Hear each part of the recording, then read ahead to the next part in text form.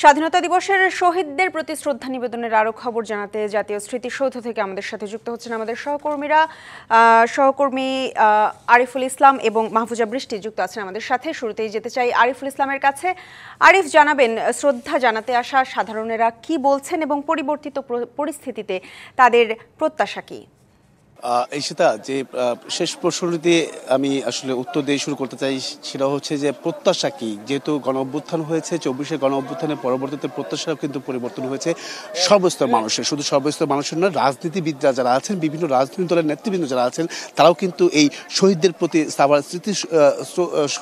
স্মৃতিসৌধে যারা ফুল দিয়ে শ্রদ্ধা নিবেদন করতে এসেছেন তাদের সঙ্গেও কিন্তু কথা হয়েছে। তারাও কিন্তু বলেছেন ভিন্ন রকম একটি প্রেক্ষাপট। তারা বলছেন যে আগামী দিনগুলোতে দেশকে দেখতে চাই, যেটা হচ্ছে বৈষম্য মুক্ত দেশ গড়ার লক্ষ্যে সবাই একসঙ্গে হয়ে কাজ করার যে প্রত্যাশা বা প্রত্যয়, সেটা কিন্তু দেখছেন। এবং কি বিশেষ করে তরুণ সমাজকে কিভাবে এগিয়ে নিয়ে যাওয়া যায়, যেহেতু একটি গণ অভ্যুত্থানের নেতৃত্ব দিয়েছেন এই তরুণ সমাজ, সেই তরুণ সমাজকে আরও বেগবান করার জন্য, তাদের কর্মসংস্থান বৃদ্ধি করার জন্য, তাদেরকে পড়াশোনার পাশাপাশি যে কারিগরি শিক্ষা, পাশাপাশি বিভিন্ন ধরনের যে বিষয়গুলো থাকে সুযোগ সুবিধা, সেই সুযোগ সুবিধা এবং কি তারুণ্যকে এগিয়ে নিয়ে দেশকে এগিয়ে যাবে সেই প্রত্যাশাও কিন্তু রাখছেন। যেহেতু আমি সকাল থেকে এখানে আছি, সেই সকাল থেকে আমি দেখেছি যে বিএনপি পক্ষ থেকে বিএনপি স্থায়ী কমিটির সদস্য মির্জা আব্বাস এবং কি সিনিয়র যুগ্ম মহাসচিব রুহুল কবির রিজভী সহ আর অন্যান্য যে শীর্ষ নেতৃবৃন্দ যারা আছেন বিএনপির পক্ষ থেকে ফুল দিয়ে শ্রদ্ধা জানিয়েছেন এই শহীদ বেদিতে। আরেকটি বিষয় জানিয়ে রাখি যে নতুন রাজনৈতিক দল যেটি আত্মপ্রকাশ করেছে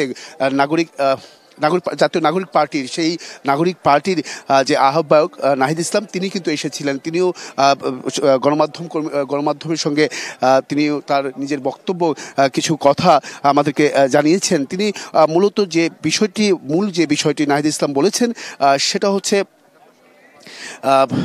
সেটা যদি আমি একটু বলতে চাই যে সংস্কার ও বিচার ছাড়া কোনো একটা দলকে ক্ষমতায় বসানোর জন্য শুধু নির্বাচন দিলে তা মেনে নেবে না।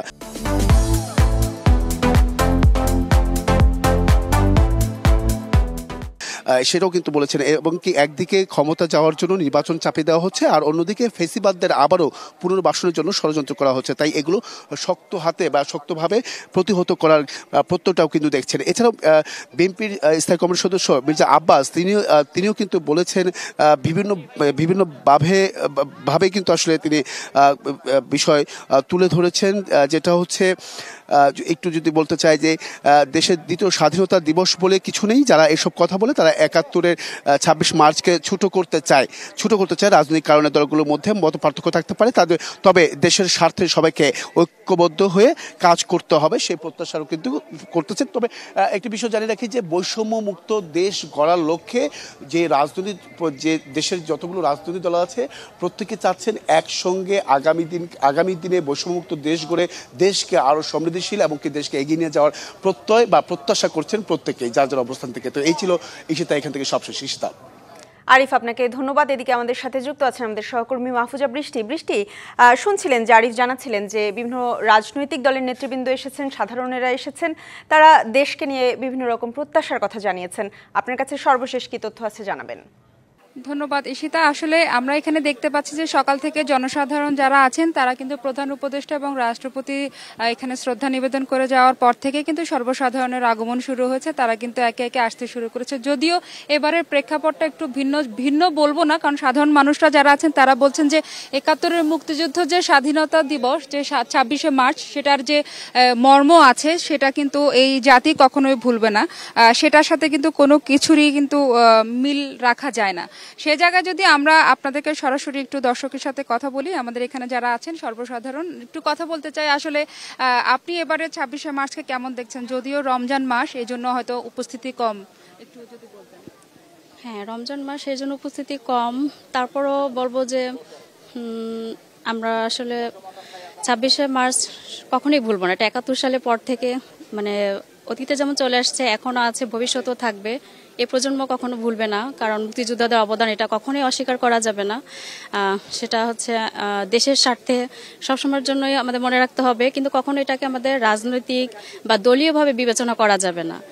আর মুক্তিযুদ্ধ হচ্ছে কি, জাত মত ধর্ম নির্বিশেষে সকলের ঊর্ধ্বে হচ্ছে মুক্তিযোদ্ধা। আর এটা ধরে রাখার জন্য আসলে এই অবদানটা আমাদের মধ্যে আরো যত ছড়াতে পারবো, হ্যাঁ খুব প্রয়োজন। এটা অধিকার চর্চা সবকিছুই প্রয়োজন আছে আমাদের। তাহলে হয়তো বা এ প্রজন্ম আরো কিছু জানতে পারবে এই সম্পর্কে। ধন্যবাদ আপনাকে। আমরা একটু কথা বলতে চাই আরেকজনের সাথে যিনি আছেন এখানে। আসলে কেমন দেখছেন এবার 26শে মার্চ, বা আপনি কি অনুভব করছেন? বদলায়নি, কিন্তু আসলে যেটা হচ্ছে সেটা হলো যে আমরা জানি যে সারা বাংলাদেশের প্রেক্ষাপট কিন্তু কিছুটা পরিবর্তন এসেছে। আপনারা জানেন যে জাতির শ্রেষ্ঠ সন্তান বীর মুক্তিযোদ্ধারা যারা যাদের স্বাধীনতা সংগ্রামে জীবন বাজি রেখে তারা যুদ্ধ করে আজকে দেশটাকে স্বাধীন করেছে, আজ পর্যন্ত এই স্বাধীনতা 53 বছর পরেও তারা কিন্তু আসলে সঠিক মূল্যায়নটা আসলে পায়নি। তো আমরা চাই যে বিশেষ করে জানেন আমরা যে বাংলাদেশ মুক্তিযোদ্ধা প্রজন্ম কাউন্সিল অবশ্যই মূল্যায়ন পাক। ধন্যবাদ আপনাকে। আসলে আমরা দেখতে পাচ্ছিলাম ঈশিতা, আপনি দেখছেন যে সকাল থেকে কিন্তু সর্বসাধারণের উপস্থিতিতে এই স্মৃতিসৌধ যে আঙিনা মুখর হয়ে উঠেছে। আশা করছি যে এই বেলাও গড়ার সাথে সাথে যারা আছেন শহীদদের প্রতি শ্রদ্ধা জানাতে চান একান্তভাবে তাদের উপস্থিতি এখানে থাকবে। ঈশিতা, এই ছিল জাতীয় স্মৃতিসৌধ থেকে আমার কাছে। বৃষ্টি, আপনাকে ধন্যবাদ।